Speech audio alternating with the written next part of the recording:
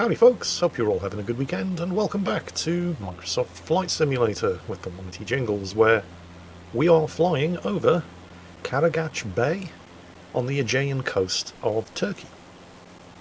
More specifically, we're flying directly over Aksaz Naval Base, which is kind of shit. I have been there, of course. Hey, you know, as naval bases go, there's nothing wrong with it. But that's literally all that's there. There's an extremely well-sheltered port, and about 8,000 acres of logistics, accommodation, and support facilities. And that's all that's there. It really is not a particularly great place to visit. I mean, the scenery is outstandingly beautiful, but there's nothing there other than military facilities. However, a mere 13 kilometres away by road, down there, is the port of Marmaris, which you've probably never heard of, but which is one of Turkey's best kept secrets. Well, if you're not Russian or German, that is. Marmaris is incredibly popular with Russian and German tourists. And during the summer months, it is absolutely wedged full of Russians and Germans. Up until the 1980s, Marmaris was just a sleepy little Turkish fishing village with a population of around about 7,000 or 8,000. During the construction boom in the 1980s, however, that all changed, and today Marmaris has a population of around about 30,000.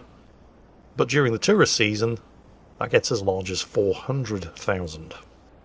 That's a funny thing about the Mediterranean, by the way, and I suspect it's probably true of the Caribbean and the West Indies as well.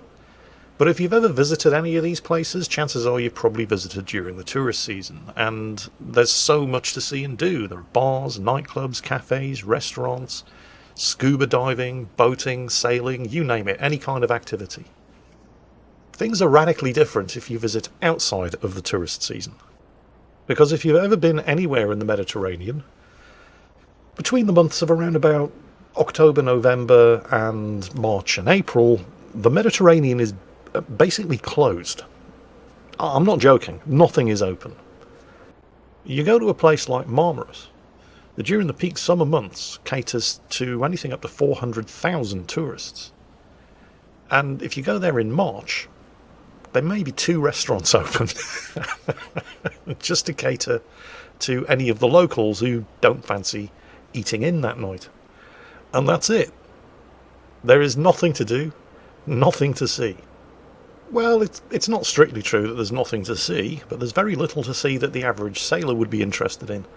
I mean, in Marmaris, for example, they found the 2,300-year-old tomb of the Greek Olympian boxer Diagoras.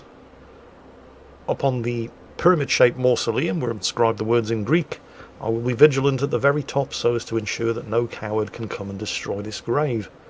Apparently, up until 1970, it was believed to be the burial site of a saint, and was visited by pilgrims seeking answers to their prayers, but when it was discovered that it wasn't actually a holy site, it was almost immediately looted. So, what are you going to do? People are going to be people. During the summer months, however, not only is Marmaris extremely hot, with average temperatures in August, for example, reaching 34 degrees Celsius, or about 93.7 degrees Fahrenheit, with record highs of 45.5 degrees Celsius, or nearly 114 degrees Fahrenheit, but it is absolutely packed full of tourists, as mentioned, mostly from Germany and Russia, which must make things very interesting in the nightclubs early in the morning when everybody's had a skinful of alcohol.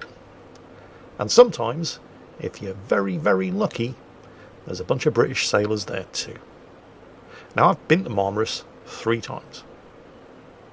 On 2 occasions, we were lucky enough to anchor off in the bay and shuttle ashore in boats. On only 1 occasion was I unfortunate enough to actually have the ship docked at the neighbouring naval base of Aksaz and have to get buses along the 13-kilometre dirt road linking the 2 towns. But Marmaris is amazing. Aside from the usual bars, cafes, restaurants, and the food here, by the way, is very, very good. Although you do have to put it into perspective. I mean, this is Turkey, it's not Italy or France. Basically in Turkey, it's all about the meat. specifically lamb. The Turks have around about 40 different ways of preparing, cooking, and eating lamb. But that's not a bad thing. And aside from all of that, in Marmaris you can also go on jeep safaris, quad bike and buggy safaris, bicycle rides, forest rides on mountain bikes, sailing trips in catamarans, jet ski rides, canoeing, rafting, climbing, diving, paintballing, horseback riding, mountain hikes, hang gliding, go-karting, you name it. You can do it in Marmaris. And then there's the shopping, because there are two things in particular that the Turks are known for, and that's Turkish carpets, which are surprisingly popular with the tourists, and they're not cheap, and leather goods. Leather jackets and coats in Marmaris, and everywhere in Turkey, are exceptionally good. And even though you're getting ripped off because you're a tourist, they're still way cheaper than you'd pay for back home. So on pretty much every one of the 3 occasions where I was lucky enough to visit Marmaris, more or less the entire ship's company came back on board after several glorious hours ashore with brand new leather jackets that nobody could actually wear because it was way too hot to be wearing leather. Marmaris also does a roaring trade in fake designer goods. I came back from Marmaris with a fake designer Gianni Versace jacket. And I know it was fake, not just because it only cost me £40, but because they didn't know how to spell Gianni Versace. In huge letters across the back of the jacket, it said Genie Versace. But that didn't stop me, because I was young and stupid. Once it was pointed out to me, I don't think I ever actually wore it. It was only 40 quid. Who cares? So, yeah, Marmaris. One of the best places to visit in Turkey that you never heard of, unless you're German or Russian. One of the places to visit in Turkey that you have almost certainly heard of, however, is the artist formerly known as Constantinople, which of course now goes by the name of Istanbul. Istanbul is a city like no other. I've never visited a city in Europe, although technically Istanbul isn't strictly in Europe, but more on that in a bit. But I've never visited any other city in Europe where there's such a mix of the old and the new, sitting right next to each other. I'm taking off here from Ataturk Airport. Oh, that's something that I should probably point out to any prospective visitors to Turkey. And this is something that we would get warned about most places where we went in the Mediterranean, but particularly Greece and Turkey. And that was to not mess around with any national flags, because the people in general, and the police in particular, took an extremely dim view of that sort of thing, and were prone to dispensing instant justice. If you want to see a Greek or Turkish policeman suffering an instant and immediate sense of humour failure, just let him catch you messing around with their flag. But in Turkey, it wasn't just the flag. There was something else that you had to be very, very careful that you weren't caught messing around with. And that was any image or representation of Ataturk. Who the hell is Ataturk? Good question. Glad you asked. He's basically, effectively, the founder of the modern Turkish Republic and was its first president. His full name was Mustafa Kemal Ataturk, and he initially came to prominence in Turkey for his role in securing the Turkish victory at the Battle of Gallipoli, which you've probably heard of, in World War I. He was actually born in 1881 in Thessalonica in Greece, which is kind of ironic given the long-standing rivalry and animosity between Greece and Turkey, and is probably something that the Turks don't like to widely advertise. Although, to be strictly fair, at the time it was Turkish territory, which is probably something that the Greeks don't like to widely advertise.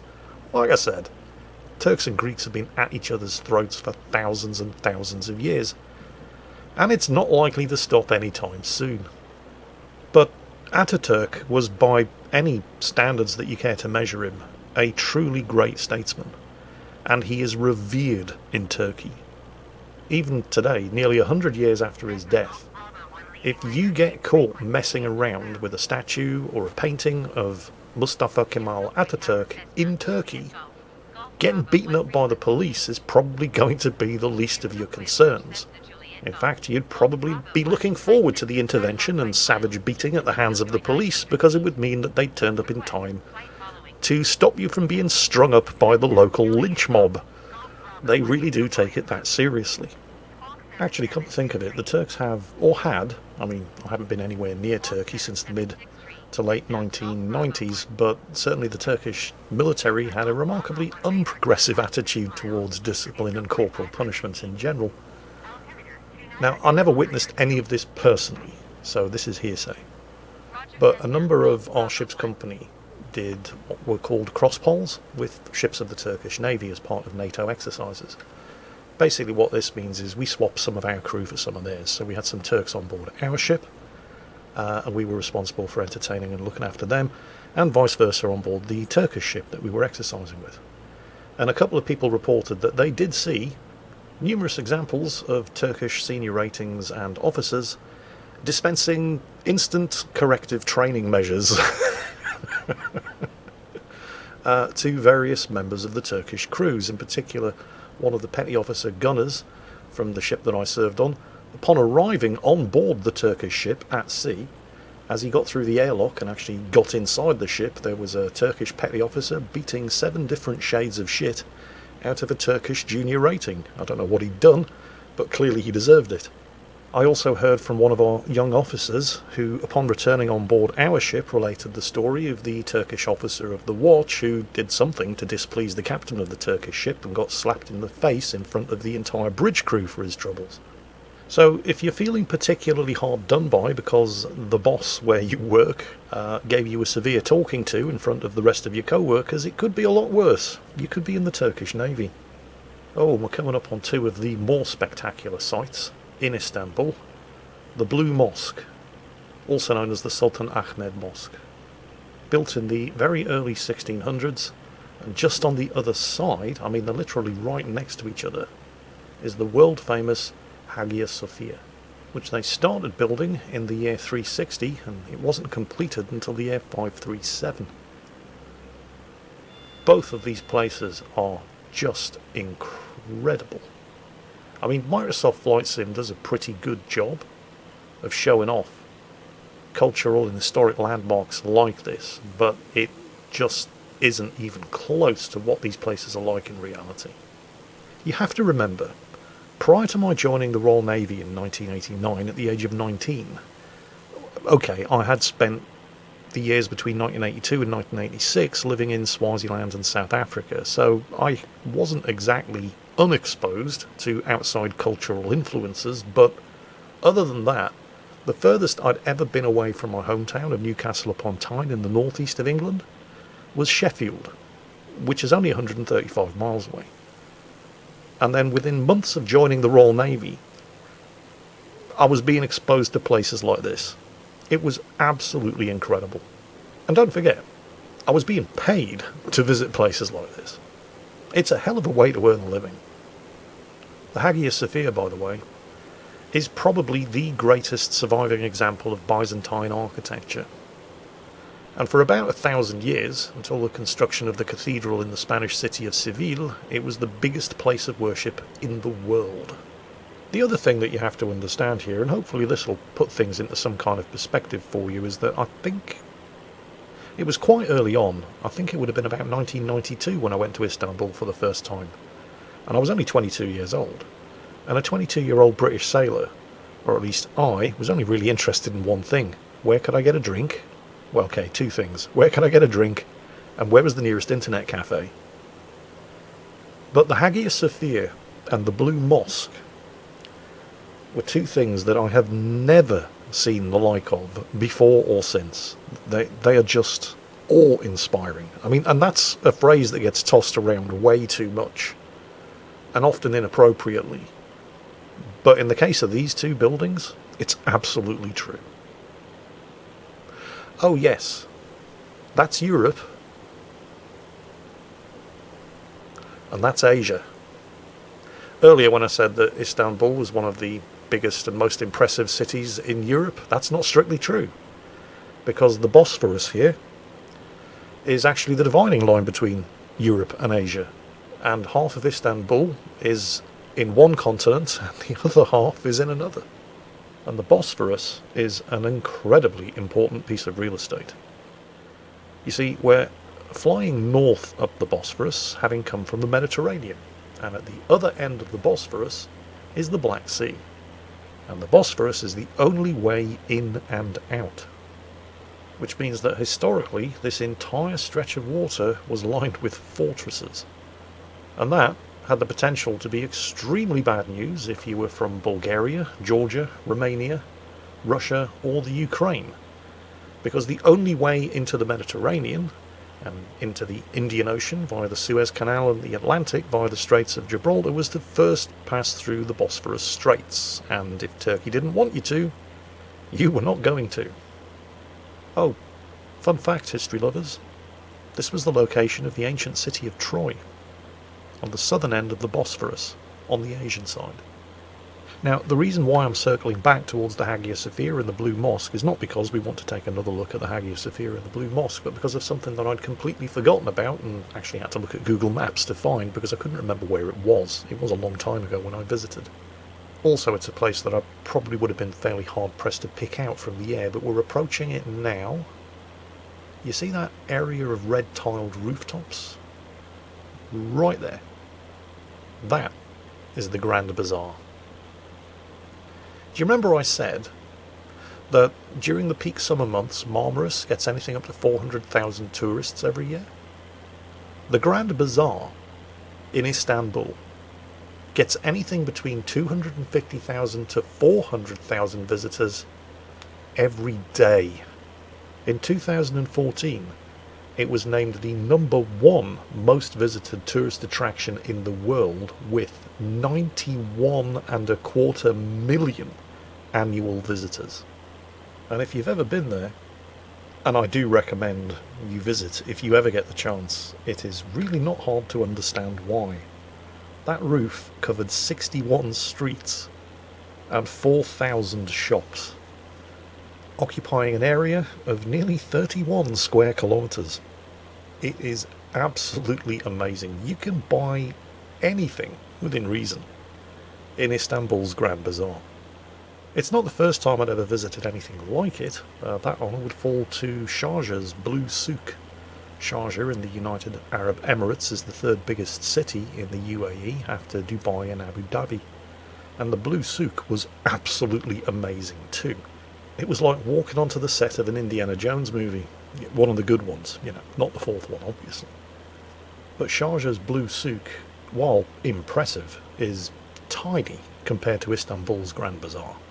And while you will get shamelessly ripped off by all of the merchants in both Istanbul's Grand Bazaar and places like Sharjah's Blue Souk, you will still be able to come away with some absolute bargains. I remember I bought myself what I thought was a genuine camel trophy watch for the princely sum of only £20. And I was getting overcharged. But in my youth, stupidity and naivety, I actually thought it was the real thing, until it was carefully explained to me by a slightly older member of the ship's company exactly what it was that I had bought. Nevertheless, it was a good watch, and it lasted me a good few years. And it certainly looked just like the real thing. And of course, once I got home, I definitely didn't tell anybody that it was a fake. Anyway, we're just coming up to the Yavuz Sultan Selim Bridge. I'm probably horribly mispronouncing that. Sorry, Turkey. And that's the last bridge on the Bosphorus before we reach the Black Sea. So that seems like as good a place as any to end. I do hope you've enjoyed it. I hope you're all having a great weekend. And if you ever do get the chance to visit Turkey, honestly, you will not regret it. Take care, folks, and I'll catch you next time.